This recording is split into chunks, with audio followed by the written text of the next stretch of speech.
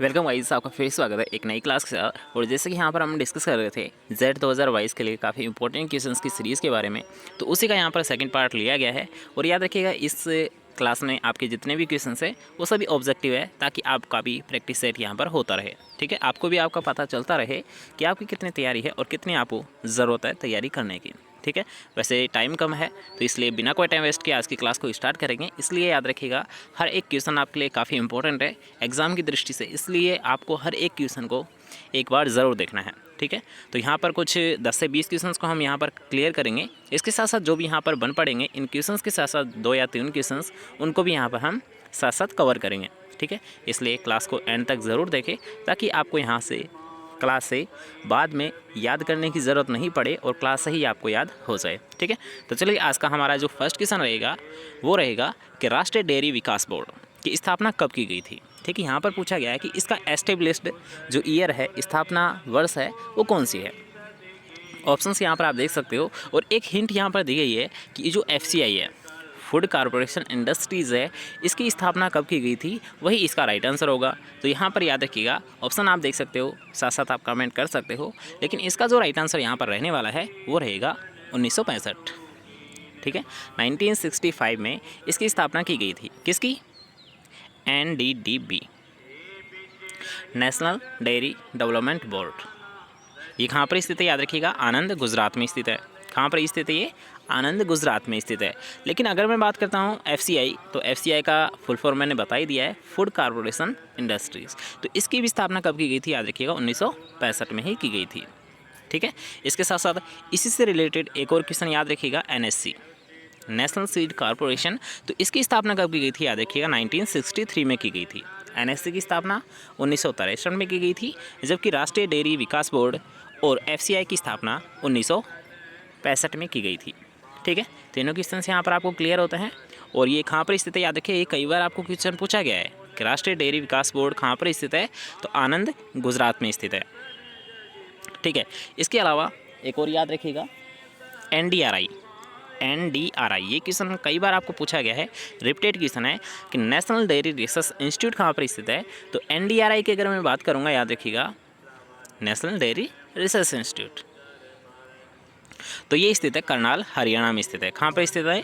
करनाल, हरियाणा में स्थित है। इसको विशेष तौर पर ध्यान रखना, ये क्वेश्चन आपको एग्जाम में पूछा जा सकता है। ठीक है, नेक्स्ट क्वेश्चन यहाँ पर बात करेंगे कि गुलाब के फूलों की अवधि बढ़ाने हेतु कौन सी क्रिया उपयोग में ली जाती है। अब याद रखिएगा हॉर्टिकल्चर में एक क्रिया की जाती है जिससे क्या होता है कि जो फ्लावर होते हैं वो जल्दी से ख़राब नहीं होते हैं, मतलब उनका लंबे समय तक, या फिर जैसे कि मान लीजिए नॉर्मल तरीके से उनका केवल 3 दिन के लिए ही उपयोग किया जा सकता है, लेकिन एक ऐसी भी क्रिया होती है जिसके ज़रिए इन 3 दिन को बढ़ाकर, मतलब 1 वीक से 2 वीक का टाइम तक उनको प्रिजर्व किया जा सकता है या फिर उपयोग में लिया जा सकता है। तो वो कौन सी क्रिया याद रखिएगा, वो होती है पल्सिंग क्रिया। कौन सी होती है? वो होती है पल्सिंग क्रिया। ये क्या करती है याद रखिएगा, फूलों की वेज लाइफ को ये बढ़ा देती है। क्या करती है ये? फूलों की वेज लाइफ को बढ़ा देती है, मतलब उनको ज़्यादा टाइम तक आप उपयोग कर सकते हो, वो जल्दी से ख़राब नहीं होते हैं। ठीक है, इसी क्रिया को क्या कहते हैं? पल्सिंग कहते हैं। ठीक है, तो इसका तो राइट आंसर क्या हो जाएगा? C ऑप्शन इसका राइट आंसर हो जाएगा। लेकिन इसके साथ साथ एक और क्वेश्चन यहाँ पर देख लीजिए, हिप्स किसे कहते हैं। ठीक है, तो गुलाब का पुष्पक्रम या फिर पुष्प क्या कहलाता है याद रखिएगा, गुलाब का पुष्प या इसका पुष्पक्रम क्या होता है? हिप्स कहलाता है। ये भी क्वेश्चन आपको पूछा गया है, तो इसको भी आपको विशेष तौर पर ध्यान रखना है। इसी के साथ साथ एक बोनस क्वेश्चन यहाँ पर आप देख लीजिए, इकेवेना। ठीक है, इकेवेना होता क्या है? एक जापानीज़ तरीका होता है। क्या होता है? ये एक जापानीज़ तरीका होता है। किसका? फ्लावर के अरेंजमेंट का। जापानीज़ तरीका है फ्लावर की व्यवस्था या फिर अरेंजमेंट का। आप डायरेक्ट याद रखिए, इकेवेना क्या है? जापानीज़ तरीका है किसका? फ्लावर के अरेंजमेंट का। ठीक है, क्लियर रहेगा। एक बार फिर से रिपीट कर देता हूँ ताकि आपको क्लियर हो जाए कि गुलाब की फूलों की अवधि को बढ़ाने के लिए कौन सी क्रिया उपयोग में ली जाती है, तो वो होती है पल्सिंग क्रिया। क्या करता है ये? इसकी वेज लाइफ को बढ़ा देता है ताकि उसका लंबे समय तक आप उपयोग कर सके। ठीक है, सेकंड क्वेश्चन हमने किया था कि इसका पुष्पक्रम क्या कहलाता है या गुलाब का पुष्प क्या कहलाता है, तो उसे हम कहते हैं हिप्स। इकेवेना क्या है याद रखिएगा, फ्लावर अरेंजमेंट का एक तरीका है। कौन सा? जापानीज़ तरीका है। ठीक है, क्लियर। चलिए नेक्स्ट क्वेश्चन यहाँ पर बात करेंगे कि गाजर का पुष्पक्रम इन्फ्लोरेंस क्या कहलाता है। ये क्वेश्चन कई बार रिपीटेड है, तो इसको भी आप नोट कर ले कि गाजर का पुष्पक्रम क्या कहलाता है, तो यहाँ पर सीधे इसके राइट आंसर की बात करेंगे तो ये कहलाता है सीजोकार्प। क्या कहलाता है? सीजोकार्प कहलाता है। ठीक है, इसके साथ साथ एक और दो क्वेश्चन और देख लीजिए। तो इसका राइट आंसर आपको पता चल चुका है। सीजोकार्प क्या होता है, याद रखिए, गाजर का पुष्पक्रम या इन्फ्लोरेंस कहलाता है। ठीक है, अगर हम बात करेंगे सिलिकुआ, तो ये भी क्वेश्चन कई बार रिपीटेड है और कई बार आपको एग्जाम में पूछा गया है कि सरसों का पुष्पक्रम क्या कहलाता है। तो सरसों का पुष्पक्रम याद रखिएगा सिलिकुआ कहलाता है। अगर मैं बात करूँगा स्पाइक, तो स्पाइक क्या होता है, याद रखिए, गेहूँ का पुष्पक्रम क्या कहलाता है, स्पाइक कहलाता है। और स्पेडिक्स की अगर बात करूँगा तो स्पेडिक्स किसका होता है, याद रखिए, ये केले का, मतलब केला है, उसका पुष्पक्रम क्या कहलाता है, याद रखिएगा, स्पेडिक्स कहलाता है। याद रखना, गेहूं का स्पाइक होता है जबकि केले का स्पेडिक्स होता है। ठीक है, चारों क्वेश्चन यहाँ पर क्लियर होते हैं। एक बार फिर से रिपीट कर देता हूँ। गाजर का पुष्पक्रम सीजोकार्प कहलाता है, तो इसका राइट आंसर भी सी हो जाएगा। सिलिकुआ किसका कहलाता है, सरसों का पुष्पक्रम। स्पाइक क्या होता है, गेहूँ का पुष्पक्रम। और स्पेडिक्स क्या होता है, याद रखिए, केले का पुष्पक्रम कहलाता है। ठीक है, क्लियर। चलिए नेक्स्ट क्वेश्चन यहाँ पर है कि मुर्गी के शरीर का तापमान कितना होता है। मुर्गी का जो बॉडी टेम्परेचर होता है ये कितना होता है, तो ये भी कई बार आपको एग्जाम में पूछा गया है, तो इसको आप विशेष तौर पर ध्यान रखें। 160 डिग्री फ़ारेनहाइट होता है। कितना होता है, 107 डिग्री फ़ारेनहाइट होता है। इसके साथ साथ आपको याद रखें 106 डिग्री भी मिल सकता है। तो 106 से आप 160 डिग्री फ़ारेनहाइट याद रखें। 106 से 160 डिग्री क्या होता है, मुर्गी का बॉडी टेम्परेचर होता है। ठीक है, तो इसका विशेष तौर पर ध्यान रखिएगा। मुर्गी का नाम क्या होता है, जो साइंटिफिक नेम होता है वो क्या होता है, गेलस डोमेस्टिकस होता है। क्या होता है, गेलस डोमेस्टिकस होता है। ठीक है, मुर्गी का जो एक अंडा होता है, याद रखिए, उससे आपको कितनी एनर्जी मिल जाती है, 58 ग्राम मिल जाती है। ठीक है, 58 किलो कैलोरी आपको उससे एनर्जी देखने को मिलती है। ठीक है, चलिए नेक्स्ट क्वेश्चन आपके लिए है कि अनार व अमरूद के लिए उपयुक्त बहार कौन सी है, मतलब सबसे जो अच्छी बहार मानी गई है वो कौन सी मानी गई है। तो अगर मैं बात करता हूँ, याद रखिए, राजस्थान के लिए, चाहे वो अमरूद हो या फिर चाहे वो अनार हो, दोनों के लिए जो सबसे अच्छी बहार मानी गई है वो मानी गई है, याद रखिएगा, मृग बहार। कौन सी, मृग बहार। लेकिन याद रखिएगा, अगर आपको पूछा जाता है कि अनार के लिए, जोधपुर के लिए, अनार में जोधपुर के लिए कौन सी बहार उपयुक्त है, तो जोधपुर की स्पेशल तौर पर ध्यान रखिएगा, हस्त बहार उपयुक्त है। हस्त बहार उपयुक्त है। बाकी राजस्थान के लिए मृग बहार है, लेकिन जोधपुर के लिए हस्त बहार काफ़ी अच्छी मानी गई है। ठीक है, इसको थोड़ा सा माइंड पर सेट कर लीजिए कि जोधपुर के लिए हस्त बहार है, बाकी के लिए मृग बहार है।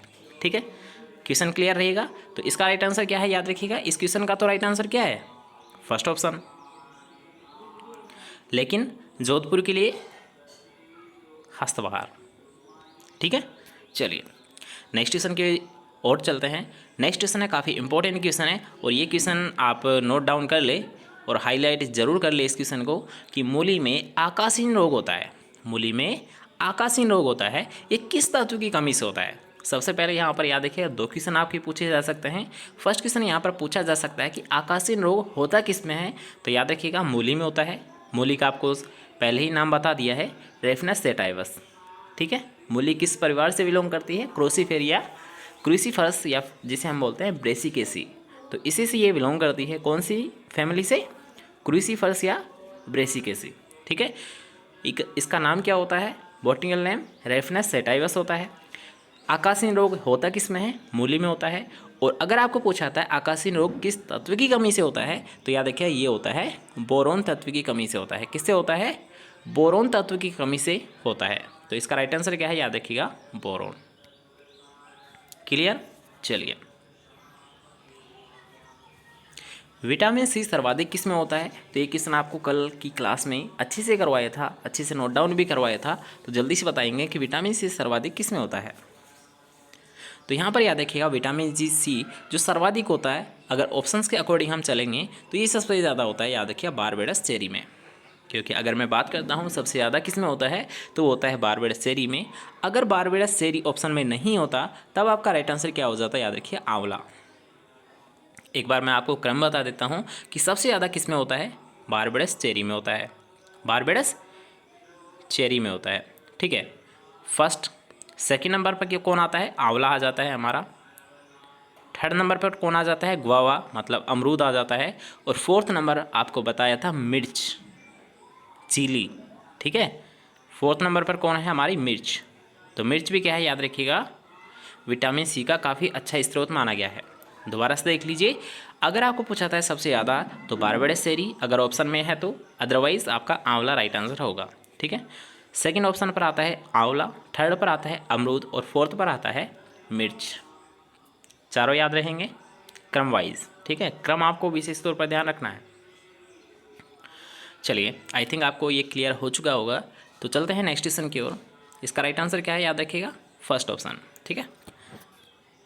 नेक्स्ट क्वेश्चन है, काफ़ी कॉमन क्वेश्चन है कि गौरव और मोनेटो किसकी प्रसिद्ध किस्म है। तो ये दोनों ही याद रखिएगा सोयाबीन की है। किसकी है, याद रखिएगा, सोयाबीन की काफ़ी प्रसिद्ध किस्म है।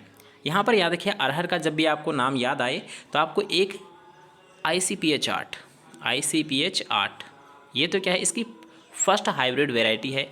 लेकिन इसके साथ साथ आपको एक और याद रखना है, उपास 120। ये दो वेराइटी आपको विशेष तौर पर ध्यान होनी चाहिए, क्योंकि यहाँ से क्वेश्चन पूछा जाता है। या तो आपको ICPH 8 पूछा जा सकता है, या फिर आपको उपास 120 पूछा जाएगा कि ये किसकी वेराइटी है। तो याद रखिए, विशेष तौर पर उपास 120 किसकी किस्म है, याद रखिएगा, अरहर की है, पीजन की है, अरहर की है, पीजन की है। कौन सी, उपास 120 और ICPH 8। ओके, चलिए नेक्स्ट क्वेश्चन के यहाँ पर बात करेंगे कि वन संरक्षण अधिनियम, ये बायो में आपको पूछा जा सकता है कि वन संरक्षण अधिनियम कब दिया गया था। तो ये दिया गया था 1980 में दिया गया था। कब दिया गया था, 1980 में। राइट आंसर क्या है, C option. Next question common सा क्वेश्चन है कि पोमोलॉजी किस भाषा का शब्द है। तो ये आपको कल भी बताया था कि पोमोलॉजी दो शब्दों से मिलकर बना होता है, एक होता है पोमम प्लस लोगस। तो यहाँ पर याद रखिएगा, पोमोलॉजी ना ही ग्रीक का है ना ही लैटिन का है, बल्कि इन दोनों का ही कंबाइंड रूप है। कैसे, यहाँ पर आप देख सकते हो कि ये दो शब्दों से मिलकर बना है, पोमम प्लस लोगस। तो जो फर्स्ट वर्ड है ये तो क्या है, लैटिन भाषा का शब्द है, और जो सेकंड शब्द है ये ग्रीक भाषा का शब्द है। तो मतलब याद रखिएगा, जो पोमोलॉजी शब्द है वो कौन सा है, दोनों का है, ठीक है। यहाँ पर आप एक्सप्लेनेशन देख सकते हो कि पोमम लैटिन भाषा का शब्द है, जबकि लोगस ग्रीक भाषा का शब्द है। इसलिए जो पोमोलॉजी है, याद रखिएगा, वो ग्रीक प्लस लैटिन दोनों भाषाओं का ही शब्द है, ठीक है। तो इसका राइट आंसर क्या हो जाएगा, सी ऑप्शन इसका राइट आंसर हो जाएगा, ठीक है। चलिए नेक्स्ट क्वेश्चन की ओर बढ़ते हैं। नेक्स्ट क्वेश्चन आपको पूछा गया था कि फादर ऑफ ऑर्गेनिक फार्मिंग किसे कहा जाता है। ये शायद क्वेश्चन आपको जेट 2020 में पूछा गया है। तो याद रखिए, ऑर्गेनिक फार्मिंग अगर आपको पूछ लिया जाता है, या फिर मॉडर्न ऑर्गेनिक फार्मिंग अगर आपको पूछ लिया जाता है, ठीक है, दोनों में से कोई सा भी पूछा जा सकता है कि ऑर्गेनिक फार्मिंग या मॉडर्न ऑर्गेनिक फार्मिंग के फादर किसे कहा जाता है। तो याद रखिए, अल्बर्ट हॉवर्ड को ही बोला जाता है, अल्बर्ट हॉवर्ड को ही बोला जाता है, ठीक है। तो इसका राइट आंसर क्या हो जाएगा, बी ऑप्शन इसका राइट आंसर हो जाएगा, ठीक है। चलते हैं नेक्स्ट क्वेश्चन की ओर, जिसमें आपको पूछा गया है खेसारी में विषैला पदार्थ कौन सा होता है। तो ये आपको पूछा गया है, याद रखिए, खेसारी। लेथायरस का नाम ही खेसारी है। लेथायरस आप जानते होंगे, तो लेथायरस को ही याद रखिए खेसारी के नाम से जाना जाता है। और इसमें जो विषैला तत्व होता है, जो टॉक्सिक सब्सटेंस होता है, वो कौन सा होता है, याद रखिए, वो होता है बेंजोऑक्सैलिन एसिटिक एसिड, ठीक है। तो इसका फर्स्ट ऑप्शन राइट आंसर हो जाएगा। जो खेसारी की दाल होती है उसमें BOAA, ये क्या होता है, विषैला पदार्थ पाया जाता है। इसके अलावा यहाँ पर 2 से 3 क्वेश्चन और याद कर लीजिए। इरुसिक अम्ल है, ये किसका है, याद रखिए, सरसों का है। सरसों में विषैला पदार्थ इरुसिक अम्ल है। गोइट्रोजन किस में पाया जाता है, ये काफ़ी इंपॉर्टेंट क्वेश्चन यहाँ से बनता है कि सोयाबीन, सोयाबीन में जो हानिकारक पदार्थ होता है वो कौन सा होता है, गोइट्रोजन होता है। कौन सा होता है, गोइट्रोजन होता है। किस में होता है, सोयाबीन में होता है। खेसारी की दाल या लेथायरस में बेंजोऑक्सैलिक एसिटिक एसिड पाया जाता है, जबकि इरुसिक अम्ल, याद रखिएगा, सरसों में पाया जाता है। तो इसका राइट आंसर क्या है, ए ऑप्शन इसका राइट आंसर है। नेक्स्ट क्वेश्चन आपको पूछा गया है कि अंगूर में कैलिक्स एंड रोट बीमारी किस तत्व की कमी से होती है। ये आपको कल ही बताया था कि इसके नाम में ही इसका राइट आंसर छिपा हुआ है, कैलिक्स एंड रोट, मतलब ये होता है कैल्शियम की कमी से, ठीक है। कैलिक्स एंड रोट, या फिर आपको पूछा जा सकता है blossom and wrote. Blossom and wrote जो कि किसका होता है, याद रखिए, ब्लॉसम एंड रोट ये होता है टमाटर का, विशेष तौर पर ध्यान रखना है। कैलिक्स एंड रोट तो किसका है, अंगूर का है, जबकि ब्लॉसम एंड रोट किसका है, रोग है, टमाटर फसल का है, और दोनों ही किससे होता है, याद रखिए किस तत्व की कमी से होता है, कैल्शियम की कमी से होता है। ठीक है, एक क्वेश्चन से 2 या 3 क्वेश्चन याद कीजिए कि कैलिक्स एंड रूट अंगूर में होता है, किसकी कमी से होता है, कैल्शियम की कमी से होता है। ब्लॉसम एंड रूट किस में होता है, टमाटर में होता है, किस तत्व की कमी से होता है, तो कैल्शियम की कमी से होता है। ठीक है, याद रहेगा। चलिए, तो एक और यहाँ पर बोनस याद रख लीजिए कि बोरोन की कमी से अंगूर में होने वाला रोग कौन सा है, चलिए बताइए। तो याद रखिए वो होता है हैन and chicken. Hahn and chicken जो रोग होता है, याद रखिए ये भी अंगूर का ही एक रोग है, एक डिजीज़ है, जो किसकी कमी से होती है, किस तत्व की कमी से होती है, याद रखिएगा बोरोन तत्व की कमी से होती है। किसकी कमी से होती है, याद रखिए बोरोन तत्व की कमी से होती है। कौन सी होती है, हैन एंड चिकन। ठीक है, चलते हैं नेक्स्ट क्वेश्चन की ओर। अगर आपको वीडियो पसंद आ रही है, क्वेश्चंस यहाँ पर पसंद आ रहा है, तो वीडियो को शेयर आपको ज़रूर करना है। लाइक या डिसलाइक आप अपने अकॉर्डिंग कर सकते हो, लेकिन शेयर आपको ज़्यादा से ज़्यादा ज़रूर करना है। ठीक है, तो वीडियो को शेयर ज़रूर कर दें। आते हैं नेक्स्ट क्वेश्चन की ओर कि जीरो एनर्जी कूल चैम्बर में आर्द्रता कितनी प्रतिशत रखी जाती है। तो सबसे पहले याद रखिएगा जीरो एनर्जी कूल चैम्बर ये किस सिद्धांत पर कार्य करता है, तो ये वाष्पीकरण के सिद्धांत पर कार्य करता है। याद रखना, वाष्पीकरण के सिद्धांत पर ये काम करता है। लेकिन इसमें जो आर्द्रता रखी जाती है, याद रखिएगा जो इसमें ह्यूमिडिटी होती है 90% रखी जाती है। कितनी रखी जाती है, 90% इसमें ह्यूमिडिटी या आर्द्रता रखी जाती है। ठीक है, इसका भी आपको विशेष तौर पर ध्यान रखना है। नेक्स्ट क्वेश्चन क्या आपको पूछा गया है कि बोरोन का मुख्य अयस्क कौन सा है, तो इसको भी मैं यहाँ पर डायरेक्ट क्लियर कर देते हैं कि टोरमेलिन। टोरमेलिन किसका अयस्क होता है, याद रखिएगा बोरोन का होता है। डोलोमाइट की अगर मैं बात करूँगा तो डोलोमाइट याद रखिएगा मैग्नीशियम का होता है।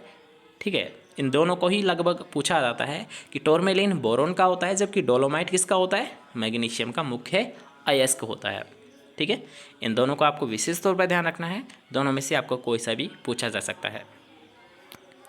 मृदा में फास्फोरस की मात्रा ज्ञात की जाती है, तो याद रखिए इसको भी हम डायरेक्ट क्लियर करेंगे कि मृदा में जो फास्फोरस की मात्रा है, याद रखिएगा ये दोनों विधि मतलब ओल्सन और एल्केनाइड परमैंगनेट, इन दोनों से ही याद रखिए इसे ज्ञात किया जा सकता है। कौन सा, फास्फोरस की मात्रा को। ठीक है, नेक्स्ट क्वेश्चन की यहाँ पर बात करेंगे कि जो चुकंदर है, ठीक है, जो शुगर बीट होता है, इसका कुल कौन सा होता है, इसकी फैमिली कौन सी होती है, तो याद रखिएगा ये होती है चिनोपोडिएसी। कौन सी फैमिली होती है चुकंदर की, चिनोपोडिएसी होती है। सोलेनेसी में विशेष तौर पर आपको मिर्च और तंबाकू ध्यान रखना है, इनसे आपको क्वेश्चन पूछा जा सकता है कि मिर्च और तंबाकू का कुल कौन सा होता है, तो याद रखिएगा सोलेनेसी होता है। लाइनेसी में आपकी जो अलसी है वो आ जाती है, अलसी है वो लाइनेसी परिवार से बिलोंग करती है। तीनों को याद रखिएगा, चुकंदर चिनोपोडिएसी का है, पालक और चुकंदर याद रखना, पालक और जो चुकंदर है इन दोनों का कुल सेम है, कौन सा है, चिनोपोडिएसी। सोलेनेसी में मुख्य तौर पर आपको ध्यान रखना है तंबाकू और मिर्च, मिर्च और तंबाकू का कुल कौन सा है, सोलेनेसी है। लाइनेसी का अलसी है, मतलब अलसी का कौन सा कुल है, लाइनेसी है। ठीक है, तीनों चारों क्वेश्चन याद रहेंगे। चलते हैं नेक्स्ट क्वेश्चन की ओर। नेक्स्ट क्वेश्चन याद रखिए खरपतवार से संबंधित है कि प्रजनन संबंधी रोगों के निदान करने के लिए किस खरपतवार को काम में लिया जाता है, या फिर आप ऐसे भी मान सकते हो एक ऐसा भी खरपतवार है जिसका प्रयोग याद रखिएगा प्रजनन संबंधी रोगों की दवाई बनाने के लिए उसका प्रयोग किया जाता है, और वो कौन सा है, याद रखिएगा वो होता है गोखरू होता है। कौन सा होता है, वो होता है गोखरू होता है। ठीक है, याद रहेगा। चलिए नेक्स्ट क्वेश्चन यहाँ पर आपको पूछा गया है कि बकरी की सबसे अच्छी मांस वाली नस्ल कौन सी है। यहाँ पर याद रखिएगा हाईलाइट क्वेश्चन है कि मांस वाली नस्ल कौन सी है, तो वो है याद रखिएगा ब्लैक बंगाल। कौन सी है, ब्लैक बंगाल। ठीक है, चलिए जब बकरी की ही हम बात करते हैं तो बकरी का नाम कई बार आपको पूछा जाता है, जो इसका जो साइंटिफिक नेम होता है काप्रा हिरकस होता है। क्या होता है, कैप्रा या काप्रा हिरकस होता है। ठीक है, काप्रा हिरकस या फिर जिसे हम बोलते हैं कैप्रा हिरकस। याद रखना ये कई बार क्वेश्चन पूछा गया है, ये आपको सुपरवाइजर में भी पूछा गया है, या आपको कई बार जेट में भी पूछा गया है। ठीक है, तो इसका नाम क्या होता है, कैप्रा हिरकस होता है। क्या होता है, कैप्रा हिरकस होता है। इसका मांस क्या कहलाता है, चेवन या सीवन कहलाता है। इसका मांस क्या कहलाता है, चेवन या सीवन कहलाता है, सीवन कहलाता है, चेवन या सीवन कहलाता है। ठीक है, दोनों क्वेश्चन याद रहेंगे। बकरी का नाम क्या होता है, कैप्रा हिरकस होता है। इसका मांस क्या कहलाता है, चेवन या सीवन कहलाता है। ठीक है, चलिए नेक्स्ट क्वेश्चन के यहाँ पर बात करेंगे, जो कि आज का हमारा लास्ट क्वेश्चन रहेगा, या फिर इसके साथ साथ एक और बोनस क्वेश्चन और हम करेंगे। पहले इसको हम देख लेते हैं कि स्ट्रीप कप का टेस्ट, स्ट्रीप कप टेस्ट किस रोग में किया जाता है। या फिर आप ऐसे कह सकते हो कि जो थनैला रोग है उसकी पहचान करने के लिए कौन सा टेस्ट किया जाता है, तो वो किया जाता है, याद रखिएगा, स्ट्रिप कप टेस्ट किया जाता है। तो इसका राइट आंसर क्या है, याद रखिएगा, फर्स्ट ऑप्शन। याद रखना, एग्रीकल्चर सुपरवाइजर 2018 की वैकेंसी में ये क्वेश्चन पूछा गया है कि स्ट्रिप कप जो टेस्ट है ये किस रोग के निदान के लिए या फिर किस रोग की पहचान करने के लिए इसका प्रयोग किया जाता है, तो ये होता है थनैला रोग। ठीक है, तो इसका राइट आंसर क्या है, फर्स्ट ऑप्शन। ओके, अब यहाँ पर याद रखिएगा, थनैला रोग मुख्यतः होता किसको है, दुधारू पशुओं को होता है। और मुख्यतः याद रखिएगा कब होता है, जब वो प्रसव के फर्स्ट या 2 वीक में होती है, मतलब प्रसव के दौरान या फिर प्रसव हो जाता है तो उस कंडीशन में ये ज़्यादा होता है। या फिर आप ऐसे मान सकते हो कि जो कोलेस्ट्रम, जो खीस की अवधि होती है, ठीक है, जो शुरुआत में दूध देती है उसे हम बोलते हैं खीस। तो इस दौरान क्या होता है, ये जो थनैला रोग होता है ये ज़्यादा होने की संभावना होती है। ठीक है, याद रखना। नेक्स्ट क्वेश्चन की यहाँ पर बात करेंगे जो कि आपके लिए एक बोनस क्वेश्चन है। और याद रखिएगा ये आपका डेयरी का क्वेश्चन है, पद्मा डेयरी कहाँ पर स्थित है। तो याद रखिएगा जो पद्मा डेयरी है ये सबसे ओल्डेस्ट डेयरी है, सबसे ओल्डेस्ट है, मतलब सबसे पुरानी डेयरी है। और ये कहाँ पर स्थित है, याद रखिएगा, ये अजमेर में स्थित है। कहाँ पर स्थित है, अजमेर में स्थित है। ठीक है, तो आई थिंक आपको आज की क्लास पसंद आई होगी। अगर आपको ये क्लास पसंद आई है, क्वेश्चंस यहाँ पर आपको पसंद आए हैं, तो वीडियो को लाइक कर देना और आपको शेयर ज़रूर करना है। ठीक है, ज़्यादा से ज़्यादा इस वीडियो को फैला दो। जितने भी जेट की स्टूडेंट है, एग्रीकल्चर सुपरवाइज़र की स्टूडेंट है, या फिर एग्रीकल्चर फील्ड के जितने भी स्टूडेंट हैं उन तक ये वीडियो पहुँच जानी चाहिए। ठीक है, तो चलते हैं नेक्स्ट क्लास के साथ कुछ नए इंटरेस्टिंग क्वेश्चंस के साथ। जब तक के लिए अच्छे से पढ़िए, अच्छे से याद कीजिए। ठीक है, मिलते हैं नेक्स्ट क्लास के साथ।